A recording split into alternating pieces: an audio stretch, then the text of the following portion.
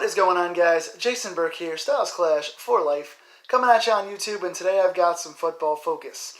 You guys know I've been covering the Steeler games all season long. Today is no different. I've got the Week 12 matchup with the Denver Broncos at Denver today. I'm covering that just ended about 2 minutes ago, and I'm very frustrated. Today is a frustrating game. Usually you can tell by the first sentence or two that I utter on these videos if we won or lost. Right away, you can tell that Pittsburgh lost today, dropping to 7-2-1, losing to a team that came into this game 4-6. Denver is not as bad as their record shows. Case Keenum is not a great quarterback. He's very average, but he's efficient enough, and he's a game manager. Emmanuel Sanders has come in with a pretty solid season. They found a couple of possibilities for the future in the tight end Hireman and the receiver Cortland Sutton. They have two rookie running backs who have been pretty outstanding this season in Freeman and Lindsey. On defense, they have probably the best pass rush in the NFL. They have four guys who are just phenomenal pass rushers that are pretty much the top group to me in the NFL. Coverage-wise, pretty physical on the outside. Again, the defense has been pretty consistently good for the last several years. The offense is just okay. That's kind of where they've fallen back to earth. But even though they came into this game 4-6, they've got some playmakers on offense with speed, and they've had a bunch of close games. They've had a hard schedule. They played the Chiefs twice very tightly. They played the Rams already. They've had, I think they said every game, all 5 games that were played in Denver this season were decided by 4 points or less. So one play here, one play there, and this team could easily be like a 7-2, 8-2 team. So the 4-6 record is not indicative of exactly how good Denver is, but this still should have been Pittsburgh's game to win. Pittsburgh, in my estimation, is still the better team, but they did not play like it today. This game finished 24-17 Broncos. It seemed in the first half like it was pretty much all Pittsburgh for the most part of this game. Pittsburgh was really in control for a vast majority of this. Several long drives by the Steelers right away. Long drive and then a punt. They came back down, had a second drive. Xavier Grimble catches a long pass, fumbles the ball out of bounds at the 1 foot mark inside the 1 yard line, fumbling the ball out of bounds right before he crosses the plane, which is a Denver touchback, so that took 7 points off the board. Next possession right after that, Boswell has to settle for a field goal and has the kick blocked. So what should have been 2 drives for 10 points for the Steelers right away amounts to 0. 2 drives with nothing. Then Denver comes down finally and scores a touchdown. And then Pittsburgh answers a weird first half. Pittsburgh comes down, does a fake field goal. Boswell passes to Alejandro Villanueva for a touchdown on a 4th down fake field goal. So really strange, really weird first half. Fumbling out of bounds at the 1 yard line and then getting the fake field goal for the touchdown. So what a very strange, weird first half it was. But for the most part, up until about the last 4 minutes, when both teams traded touchdowns, even though Denver was winning the game, it seemed like it was all Steelers. Pittsburgh was ahead by 200 yards on offense, but had no points to show for it. Thankfully, they converted that 4th down to go into the halftime 10-10. The halftime score was 10-10. Pittsburgh then came out and had a long bomb to Juju Smith-Schuster in the second half, and it seemed like Pittsburgh was going to run away, no turning back. But the biggest story of this game is turnovers. Before I get into stat lines, turnovers, just bad turnovers resulted in no points for us all day. 4 turnovers today. Pittsburgh lost the turnover differential -4 today in turnovers. Oh, I'm sorry, +4. They had 4 turnovers. Denver had 0. So Pittsburgh losing the turnover battle by 4 is the biggest reason here for Pittsburgh's loss today. Big Ben threw 2 very bad interceptions on 2 bad reads. One was just an overthrow where Brown wasn't even on the route. He wasn't even looking. It was a bad pass in my estimation by Ben. Some sort of miscommunication, but it seemed like to me it was on Ben. Ben threw one at the end of the game that could have tied it, and it was a bad read. He pulled the ball out of a run-pass option, went to throw. The lineman picked it off, and Brown was double covered. If the lineman hadn't picked it off, Brown's cornerback would have picked it off. So bad throw there. James Conner was going for extra yards on a screen and fumbled. The ball flipped right out of his arm. He wasn't protecting the ball, so that's on him. And we had a 4th turnover as well. Who was the 4th one on? I can't even remember at this point. I'm not even sure. Oh, the fourth one was on Grimble, I already said. The fumble inside the 1 foot line, which should have been 7 points for the Steelers, winds up giving the ball back to the Broncos. So 4 bad bonehead turnovers. Just a really weird game for us. The blocked field goal as well. It just everything just kind of went strange for us. Every time it seemed like we were going to get the upper hand, Denver came back. Big props to the Broncos. Case Keenum played pretty efficiently with 2 touchdown passes and no turnovers.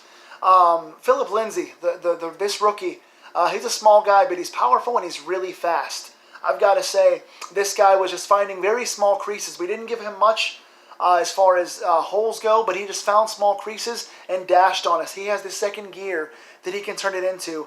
I think he ran for 112 yards on only like 12 carries. I think he had like 12 or 13 carries for 100-something yards. Excellent game for Lindsay. What a fast, hard runner that guy is. And Emmanuel Sanders kept just gashing us. He had a big deep one downfield that he caught, and then he came back on the same drive for a touchdown, and then he had a big deep one on the next drive that he was just out of bounds. The ball was thrown too far to the sideline, so he should have had even more against us. But he had a big game and was going past Hayden. I mean, Hayden didn't have necessarily a bad game, but he was getting burnt. He got burnt by Sanders no less than 3 times on this day on wheel routes. Sanders was just streaking them, either wheel routes or streaks down the field. Also, their tight ends, Hireman and the backup tight end, Lacoste, who had a touchdown in this game, found seams against us and just beat us to a punch. So 24-17, the Broncos get the win. All in all, I can't really trash too many guys besides the turnovers. Connor didn't really stand out on the negative side. His stats weren't bad or anything, but the fumble, again, hurts us, and he didn't get anything going in the first half running-wise. Got a little better in the second half, but then fumbled the ball. So points down for him. James Washington has done nothing all season long. I've been waiting for him and his speed to come out. He dropped a few balls today, 2 or 3. One was slightly overthrown. 2 others were in his hands. All drop balls on targets to him. No catches today. Plenty of chances and did not stand out. Didn't like what he did today. Antonio Brown, nothing special today. He was fine, but nothing big. Again, Ben with the 2 turnovers. Xavier Grimble with the turnover. Defensively, nothing majorly bad, but Cody Sensabaugh with a big penalty, and the getting burnt from Joe Hayden. So looking at some positives and a few stats here. Big Ben, 41 of 56, a lot of passes today, 462 yards, which I believe is either his biggest or his second biggest. He might have had the 500-yard game this year. So one of his 2 biggest performances of the year. 462 yards, but 1 touchdown and 2 picks. Boswell also with a touchdown pass on the fake field goal to Alejandro Villanueva. James Conner, 13 carries, 53 yards. I think that's over 4 but under 5 yards a carry. Plus 4 catches for 42 yards through the air. Antonio Brown, 9 catches for 67 yards. Kind of an average day. Juju Smith-Schuster, major positive today. 13 catches, 189 yards, and a touchdown.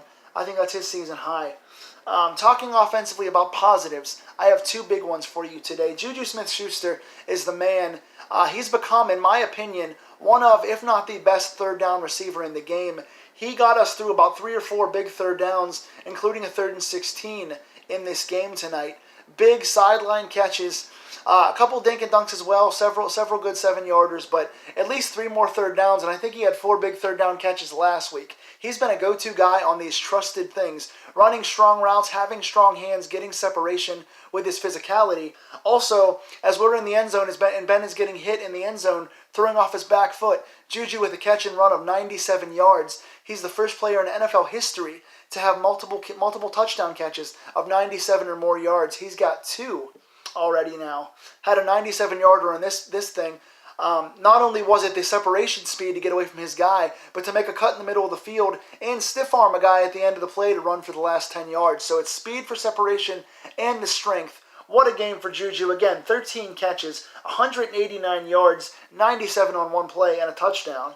What a breakout game for him. And also Ryan Switzer. I didn't write his stats down because they weren't outstanding looking, but I think he had like 7 or 8 catches for 60-something yards. It was his best game. He had several catches in the slot.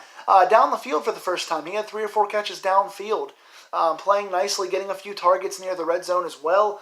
All the talk about who's going to be the big third wide receiver behind Brown and Juju, besides the tight ends in this game. And Hunter has been inactive for most of the season, done nothing when he's been out there. James Washington's done nothing all season. But Switzer has kind of become the third receiver we didn't expect to have. So Switzer and Juju are my big positives for the day on offense. Defensively, not much to say. Hayden, besides getting burnt on a few of those plays, didn't play bad otherwise. Cortland Sutton was shut down pretty well today by Cody Sensabaugh. Aside from one penalty, I got to say Sensabaugh played pretty well. No big numbers on offense for the Broncos, so our corners and safeties played fairly well today.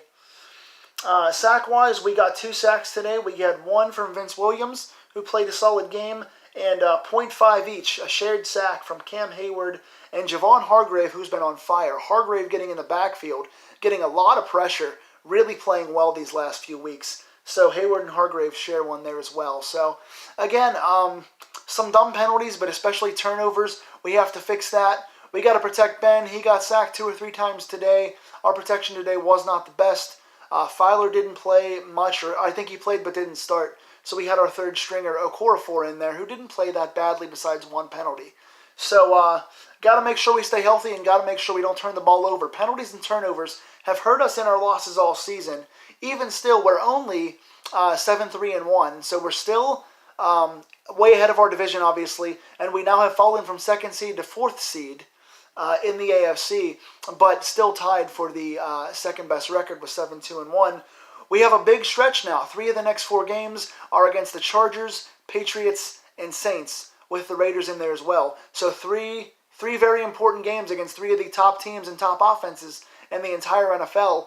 And the Patriots and Chargers are the 2 teams that are jockeying with us for the 2nd and 3rd spots behind the Chiefs. So 2 to 4 is going to be defined in these next few weeks. We got a big primetime game against the Chargers next week with 2 explosive offenses and 2 teams that just lost to the Broncos who are looking to come back strong. So big game next week. What do you guys think of this game, and what are you looking forward to next week? I'm disappointed, but there are positives to take out of this crazy game. Tell me what you guys think in the comments, and I'll talk to you guys soon. Take care.